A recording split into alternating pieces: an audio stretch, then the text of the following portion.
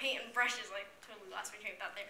All these tools are wonderful when it comes to giving students the chance to be creative. But when you look at it, it's not just the technology that matters, it's not just the tools that we use or the tools that you hand them, it's really the attitude. And I think that by being creative in your own lives and being creative in the way that you teach and in the way that you operate your class, then you can inspire your students to follow you.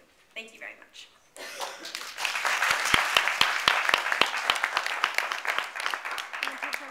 And does anyone have some questions?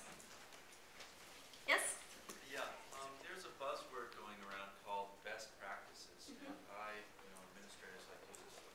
And I listened to my colleague who I can see is no longer here, who said that she does not show her students sample work because she doesn't want her students to copy it.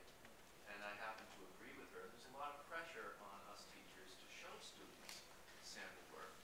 In the spirit of this best practices thing, just like administrators want teachers to go see best practices in schools and then bring back those ideas to their schools and all that stuff.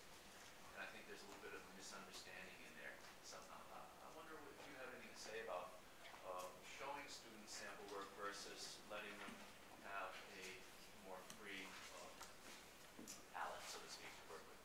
Oh, that's a really good question. I think to some extent, like I could see where I would totally die if I had no sample work in math. Okay, that's one area where I'm like, I need to see how to deal with this problem. I need to see an example. So that would be the exception.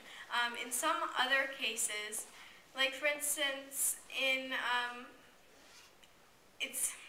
that one's difficult because for me, it's a little bit on a case-by-case basis. In language arts, if you give too many examples, or if you give one example, then the students will copy the sentence structure practically word for word, depending on what grade it is, but there's definitely a lot of pressure to be right and to do the correct thing. So giving a sample in a case where you want a wide range of different inputs, I think is a bad idea. But if you are aiming for, like for instance in math, you're aiming for one solution, or you're aiming for a certain goal that's more to demonstrate that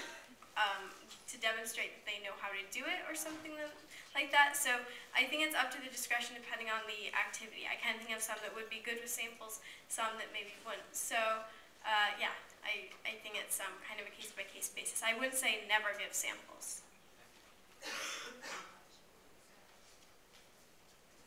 Yes, any other questions? I have a question about Yes. that. What is best practice? I mean, I hear it from the administration all the time too. Best practice says. It seems to be problematic. I mean, apparently everyone agrees. Apparently everyone agrees now these days.